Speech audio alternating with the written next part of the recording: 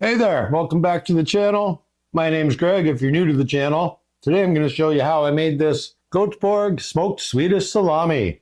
Goteborg. It's not Goteborg, it's Goteborg. Goteborg. Goteborg? Today I'm going to show you how I made this Goteborg smoked Swedish salami. Throughout this video, I'll be calling it a Goteborg. It's actually Goteborg. This is another recipe I found in one of my favorite books, The Art of Making Fermented Sausages by Stanley and Adam Marianskis. Let's see what the recipe tells us to do. Goteborg, Swedish dry sausage, smoked. It uses pork butt, 40%, pork chuck, 40%, pork cheeks or belly. Well, I use belly fat. Although it's interesting, it calls for pork cheeks, not pork jowls. And really, the pork cheek is underneath the jowl and is actually very, very lean. But I think they're actually meaning pork jowl, not pork cheek. My Goteborg calls for the fat and pork to be ground at one thickness and the beef to be at a different coarseness. Just going to cut up my fat and my pork to pieces small enough for my grinder. And it calls for pork butt. So this is a pork picnic, which is not quite as fatty as the pork butt. And look at the color in that. I've been really happy with this Berkshire-Hampshire cross I got this last year. It's been making some pretty tasty sausage. So I think it's going to make some tasty salami as well. Stick this into my freezer, and I'll cut up my beef. This recipe called for beef chuck, which is a pretty fatty cut of beef. I'm using just beef trim, but this is obviously some really fatty beef trim. Hopefully it won't be too fatty, but we'll find out.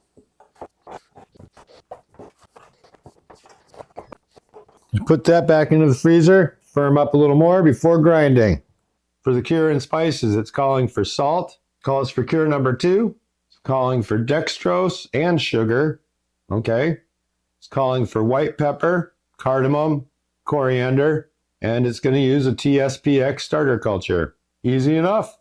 I can put that together. Recipe calls for 3% salt. I'm going to go 2.5% salt. And I usually use 2.5% salt for my salamis, so I think it'll be just fine for my liking. Cure number 2. This is going into a 60 millimeter, 61 millimeter casing. It's going to take 2 or 3 months. We need to use the number 2. Some dextrose. Got to give the culture food to eat if you want it to make lactic acid. And we do want it to make lactic acid because that's how it lowers the pH. This recipe also calls for some sugar. For the spices, it calls for white pepper, calls for some cardamom, and it calls for some coriander, which I'm going to have to stick into my grinder in a minute here. All right, add that coriander in, and that's my spices. I found the recipes in this book tell you to mix all the stuff together all at once, but I like to wake my starter culture up a little. I find hydrating the culture before I use it, it's kind of like blooming your yeast when you're making bread. Not all bread recipes tell you to do it, but it doesn't usually hurt. That's how I like to do it. This Goteborg recipe calls for T-SPX starter culture. This actually ferments at a room temperature, and it's going to take several days. There's not a recommended pH in the recipe. They just say to let it go for 3 days. So I'm going to let it go for 3 days, and then I'll kind of check the pH anyway, out of curiosity. I'm going to mix up a 1/4 teaspoon with just about a 1/4 cup of water. Set that aside. We've got our meat, we've got our culture and spices together. Step 1, grind pork and back fat through a 5 millimeter plate. Grind beef with a 1/8 inch plate. I do put my grinder parts in the freezer before I want to use it. Let them get nice and frosty cold. Helps get a good clean grind. I don't have a 3 millimeter plate. 4.5 is my smallest. So what I'm going to do is run the pork through the 7 millimeter, and I'll run the beef through my 4.5. It'll be slightly more coarse than what the recipe calls for, but I think it'll still be really delicious. Got all my meat chunks. It's all been in the freezer. It's almost firm.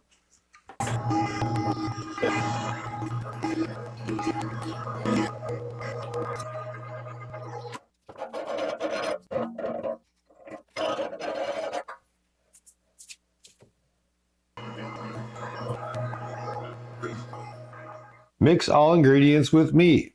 Easy enough. Well, my meat's still pretty cold, just under 35 degrees. It's 35 degrees is really about as warm as you want it to be for mixing. See, I got my cotton liners underneath my gloves just because I don't want to warm this up. And this is so cold it'll hurt your hands. Anyway, I'm going to add my spices and salt. Going to add my starter culture. And I am going to mix. Just want this to get all evenly distributed. I'm going to mix till I get some good protein extraction. As you can see, this is all crumbling apart right now. And it'll go through several stages. See, it doesn't take long for it to kind of come together as one mass.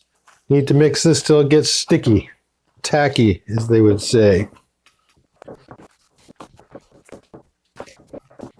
It's kind of a combination of kneading, squeezing, mixing. Kind of a combination there, but you can see it's lifting my bowl up, so it's getting pretty sticky. Sticking in my hand. See, it starts to get these little strands that reach out, like they want to reach out and grab whatever they can grab. That's a good sign that we're pretty well mixed. This is about ready for a stuffer. Step 3. Stuff firmly into 60mm beef metals or protein-lined fibrous casings. Make 16-inch long lengths. Well, I really like the protein-lined casings, and that's what I have. I feel like it slows the drying down and keeps the drying more even than the beef metals. That's just what I have found. And I'm not going to worry about 16-inch lengths. I'm just going to fill the casing. The length of your salami doesn't really affect the drying time. The thickness or girth of your salami definitely affects the drying time. So yeah, at the end of the day, the girth of your salami matters more than the length of your salami. I'm just talking about curing and drying the salami. Recipe in the Marianskis books calls for using beef metals or protein-lined fibrous casings. But I will be using these beef summer flat casings. I believe they're made for summer sausages, so they should let smoke penetrate. And they're the ones I have that are the correct size. So I'm just going to put them into some warm water about a half hour before I want to use them. And I like to open them up a little to make sure I get some water going through the insides as well. All right, set those aside. Putting a handful at a time into my stuffer, pushing the air out each time that I add more. So what I just did there is I took my casing and made a bunch of little folds in opposite directions to make kind of like a pleated thing going on here. And I took my string and making what they call a butcher's knot. It's basically an overhand knot with one extra time through. While still holding these pleats, I'm going to cinch this tight. Put another knot around it quickly, just an overhand knot to keep the first knot secure. Then I took this pleated piece, fold it over, same thing. Make an overhand knot, pull it through one extra time, pull that tight, put an overhand knot on it to keep it secure. And that really should do it. However, I like to put another knot back on this side just as a little reassurance, extra insurance, whatever the case may be. Again, just an overhand knot with the second overhand knot to keep it secure. Or you can just order these pre-tied. They cost the exact same, and that's what I usually do. I just made a mistake when I ordered these. Next, gotta lube up the horn. And I'm just going to slide one of these casings on here. And you want to get these soaking like about a half hour before you're going to use them. Sterilized pricker that I've let cool down. I sterilize it with my torch. You know what I forgot? Got so distracted by this video making thing. Before I thread this on here, I usually like to get the meat out to the end. That way there's just less air. All right, back on track. We're still lubed up. Put that on. Couple holes just to let out any air that's in there.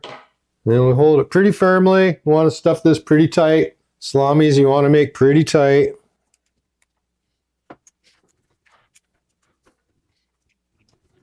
think that's going to be about good for me for this first one. What I like to do is pull this string around. I like to pinch the meat. So again, make an overhand, run it through a second time. That way it holds tight when you cinch it. And I just want to squeeze out the extra meat. And that gives me as tight of a link as I can get, really. Make this easier, I'll cut off most of this extra right now. I'll fold that over and make the same knot I did on the other side. Same thing with the other one. I'm going to lube that up again.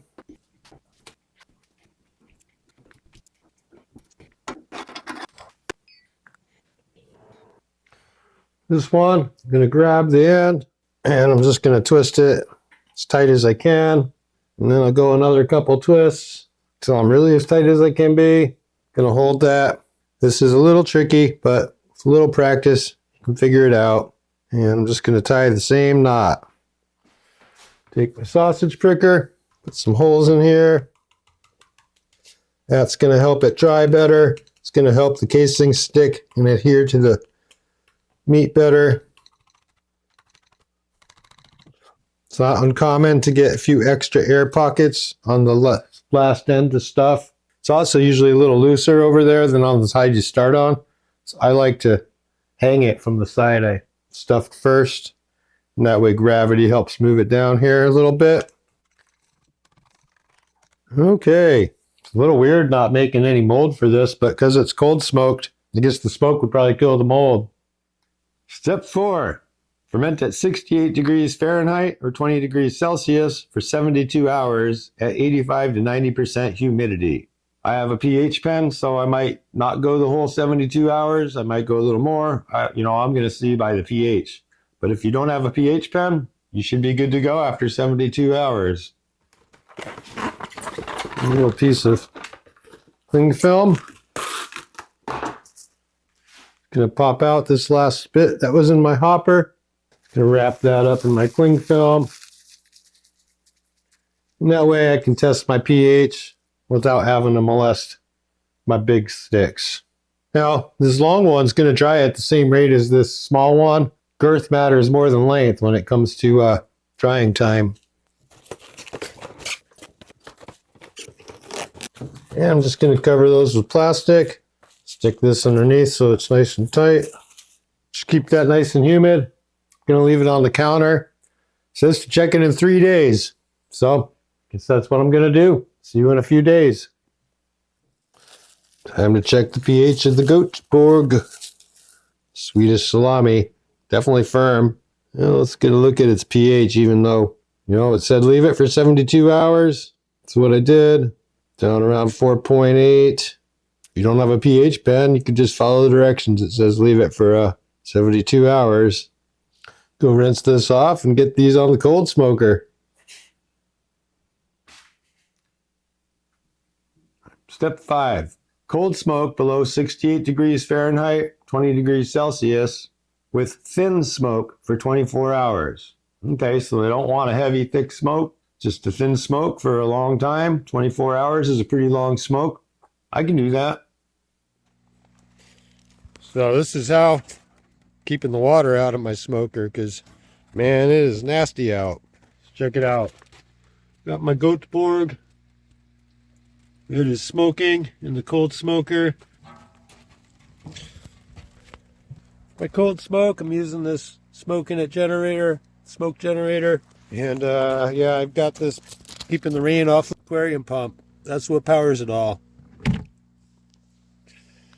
Anyway, smoking along. Step 6.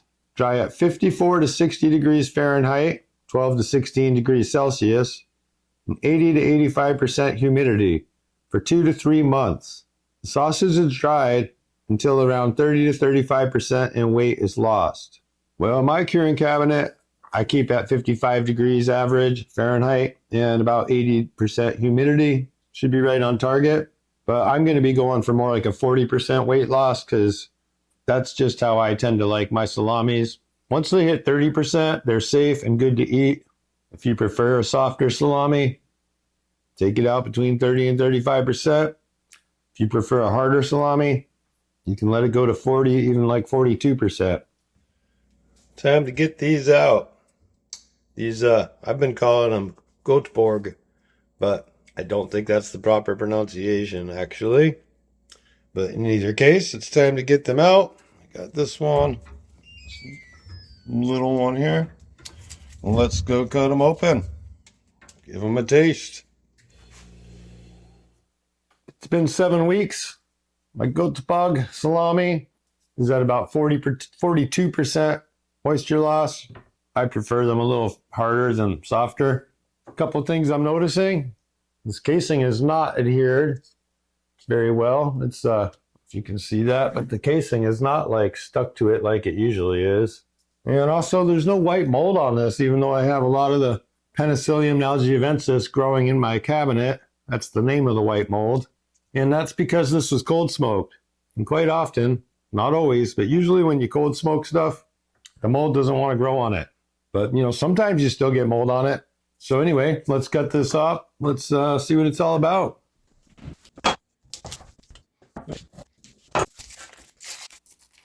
Well, casing's certainly coming off easy. Let's have a look. I'm liking the look of it. See if we can get a good look in this camera. Meat's looking like it was mixed really well. I like the fat definition. Step 7. Store sausages at 10 to 15 degrees Celsius, 50 to 59 degrees Fahrenheit, and 75% humidity.